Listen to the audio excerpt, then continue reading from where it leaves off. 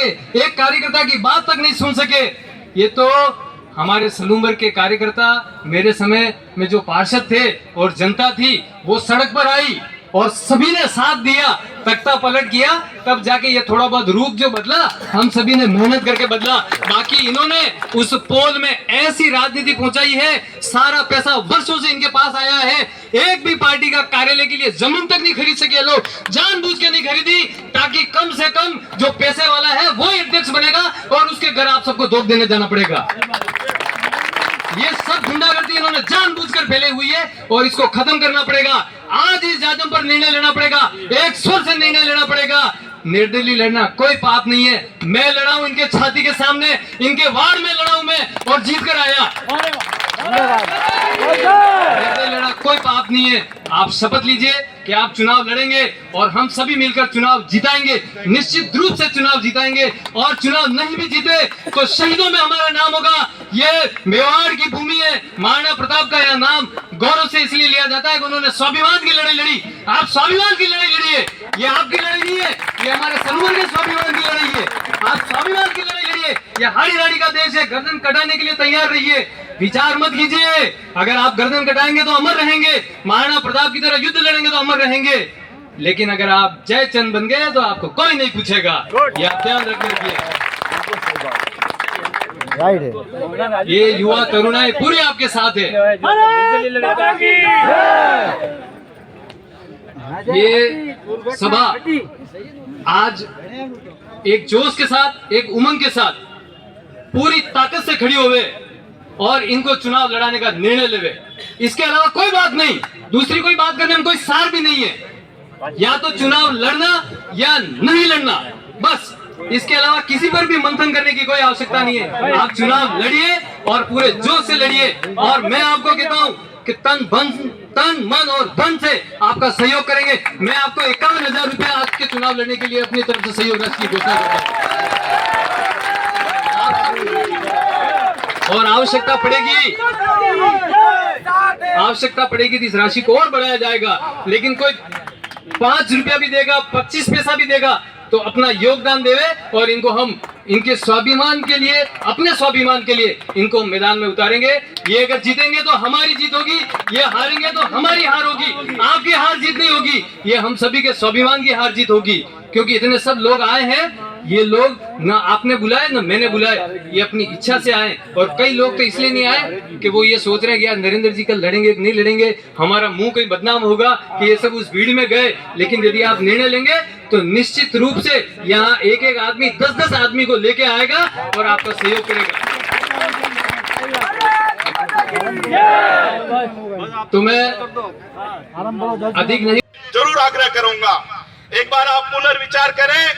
आपने जो यह निर्णय किया है, आप एक बार पूरे प्रशासन से, भारतीय जनता पार्टी की सरकार है, आपका पूरा प्रशासन है, वह प्रशासन से पता करिए कि पब्लिक किसको चाहती थी, पब्लिक के जीवन पे किसका नाम था, कार्यकर्ता किसको चाहते थे। हमारी पार्टी मजबूत बहुत हो गई है। तो निर्णय करने वालों ने निर्णय कर दिया और करवाने वालों ने गुमराह करके करवा दिया। परंतु कहीं कहीं हम लोगों ने इस पार्टी को इतना मजबूत कर दिया है, तो वो निर्णय करते समय सोचते हैं कि कमल का फूल जिसको भी देंगे जीत जाएगा। हम कमल को, फूल को जिताने के लिए हम दिन रात खून पसीना बहाते हैं या नहीं बहाते, आप बताओ। हमारे खून पसीने से ये पार्टी मजबूत हुई है, हमारे कार्यकर्ताओं के खून पसीने से पार्टी मजबूत हुई है। तो कार्यकर्ताओं की भावनाओं का अनदेखी नहीं होनी चाहिए, नहीं होनी चाहिए, नहीं होनी चाहिए। तो यहां पे आके मैं आपको कहता हूं कि मैं सलूम्बर का, मैंने अपने आप को सलूम्बर की जनता के लिए समर्पित कर दिया है। ये सलूम्बर की जनता मेरे को बोलेगी कि यहाँ बैठ जा, मैं यहाँ बैठ जाऊंगा। सलूम्बर की जनता बोलेगी कुएं में कूद जा, तो मैं कुएं में कूद जाऊंगा। मैं सलूम्बर की जनता की जो कहेगी वो करूंगा। ये मैं आपके बीच में विश्वास दिलाने आया हूं।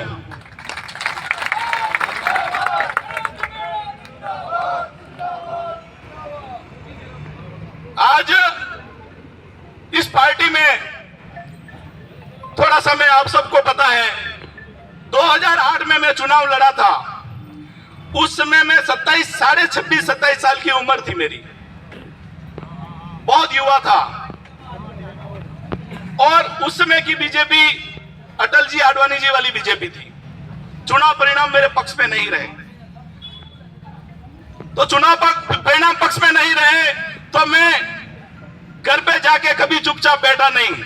मैंने सलूम्बर की जनता के लिए जहां भी मुझे टेलीफोन आया, मुझे बुलाया, मैं वहां जाके उपस्थित रहा। और आज इस दुनिया में अमृत जी नहीं है। अमृत जी और अर्जुन लाल जी मीणा, क्योंकि मेरे को जब टिकट मिला था उस समय सिटिंग विधायक सलूम्बर के तो थे अर्जुन लाल जी मीणा, और अमृत लाल जी सराड़ा से चुनाव हारे हुए पार्टी के प्रत्याशी थे, और 8 के चुनाव का टिकट मुझे मिला। 13 के चुनाव के लिए अमृत जी, मैं और अर्जुन लाल जी प्रमुख रूप से हम वहां पे टिकट की दावेदारी करते थे।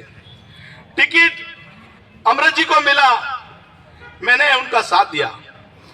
2018 में मैं जिले का महामंत्री था, हमारे सारे मंडल अध्यक्ष मेरे साथ में थे, सारे कार्यकर्ता मेरे साथ में थे, परंतु पार्टी ने टिकट अमृत जी मीणा को दिया, मैंने उनका साथ दिया। 2023 में आप सबने देखा होगा कि कई लोग दावेदारी करने वाले उन्होंने अपने रंग दिखाए थे, परंतु संगठन के निर्णय को सर्वमान्य सर्वप्रिय मानते हुए मैंने अमृत जी मीणा को उनका साथ दिया। और जिस दिन नामांकन किया था उस दिन नामांकन रैली सलूम्बर में निकाली थी, तो उस नामांकन रैली के रथ पे अमृत जी मीणा के साथ में मुझे खड़ा किया था।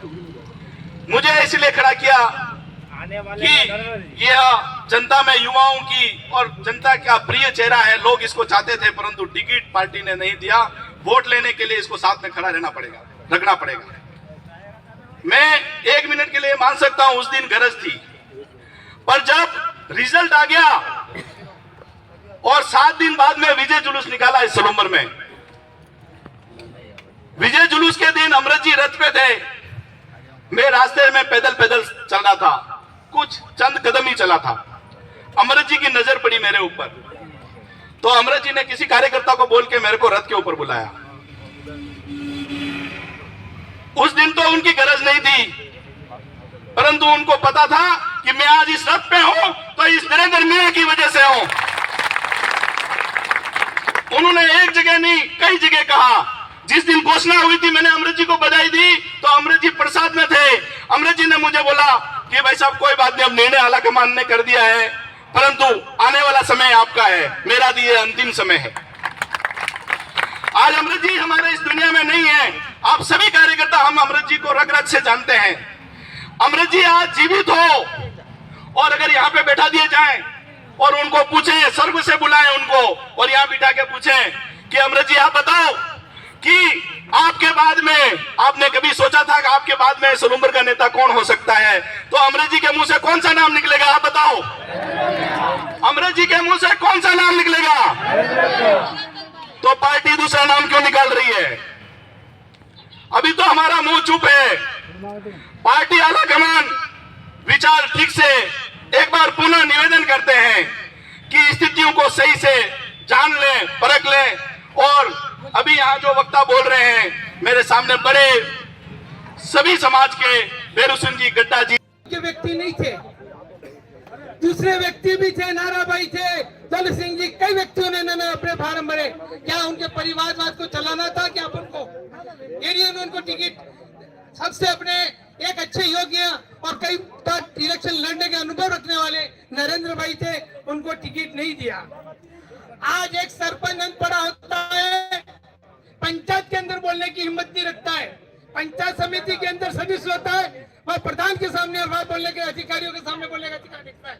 इसी प्रकार जिला परिषद के अंदर भी कोई सदस्य होता है, यदि बोलने की हिम्मत देखता है तो काम नहीं करवाता है, परंतु योग्यता के आधार पर वहाँ विधानसभा में बैठना पड़ता है। पूरे भारतवर्ष की निगाह होती है, पूरे देश की निगाह होती है। वहाँ एक पढ़ा लिखा आदमी अपनी बात को रख नहीं सकता है। मैं आदरणीय अमृतलाल जी से, उन्होंने हमेशा अपने इस क्षेत्र की बात की और विधायक 3 बार बने, परंतु अपनी आगे की भावना को, अपनी बात को, क्षेत्र के विकास के संबंध में वो एक दमदार व्यक्ति की जरूरत है। वहाँ कौन सुनता है, वहाँ किसी प्रकार की, जैसे अपन को उनकी भाषाओं को समझ नहीं पाता है अनपढ़ व्यक्ति, कम पढ़ा लिखा, इसलिए आपको 10वीं पास तो सरपंच भी होना चाहिए, ये बात होती है। परंतु एक वहाँ पे एजुकेट आदमी होना चाहिए कि जो विधानसभा में अपना प्रश्न रख सके।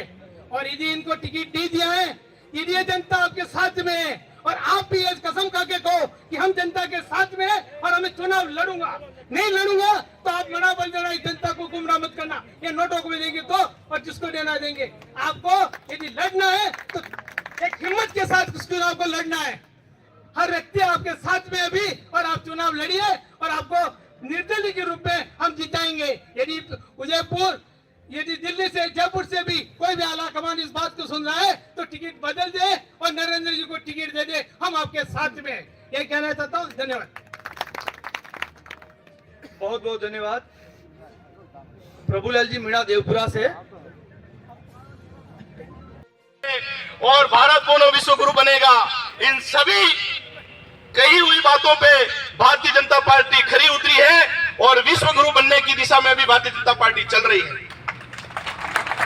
इस चुनाव में मैं ये भली भांति कह सकता हूं, पूरे होश आवाज के साथ में कह सकता हूं कि राष्ट्रीय नेतृत्व को, आला कमान को अंधेरे में रख के रिपोर्टिंग की है, उनको गलत बात पेश की है, जिसकी वजह से उन्होंने ये निर्णय लिया है।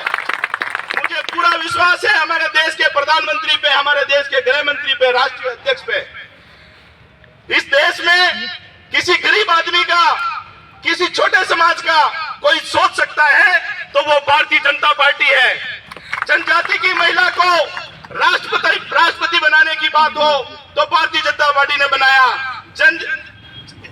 एससी की महिला को राष्ट्रपति बनाने की बात थी, पुरुष को राष्ट्रपति बनाने की बात थी तो भारतीय जनता पार्टी ने बनाया। और भारतीय जनता पार्टी जो एक एक हमारे गांव उठानी के अंदर अंतिम व्यक्ति के बारे में सोचती है तो भारतीय जनता पार्टी सोचती है।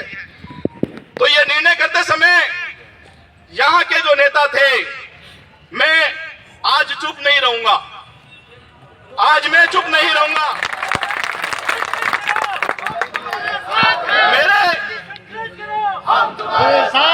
मेरे समाज के जनप्रतिनिधि जो उदयपुर जिले के हैं, उन्होंने देखा ये लड़का जो 45 साल की उम्र का है, ना तो ये एमएलए बना है ना एमपी बना है, पर इतनी जनता इससे प्रेम क्यों करती है? और इस प्रेम के साथ में अगर ये एमएलए और एमपी बन जाएगा तो कहीं न कहीं हमारे रास्ते का रोड़ा बनेगा। इस कारण से उन्होंने पूर्वाग्रह के चलते मेरे लिए गलत रिपोर्ट की है। मैं आज भी आला कमान से यह प्रार्थना करता हूं, मुझे सलूम्बर की जनता का दर्द, सलूम्बर में जिस तरह से अराष्ट्रीय शक्तियां सक्रिय है, जिस तरह से दूसरी पार्टियां जो देश को तोड़ने वाली सक्रिय हैं, उन पार्टियों का अगर वो पार्टियां मजबूत होगी तो मेरे सलूम्बर की ये जो जनता है, स्वर्ण समाज, ओबीसी समाज और जनजाति समाज की सारे समाज जो मेरे भोले भाले सही लोग हैं, उनके लिए स्वतंत्र और आजादी से जीने के लिए वो स्वतंत्र नहीं रहेंगे आने वाले समय में, मुझे ऐसा लगता है। इसके लिए ऐसे लोगों के हाथ में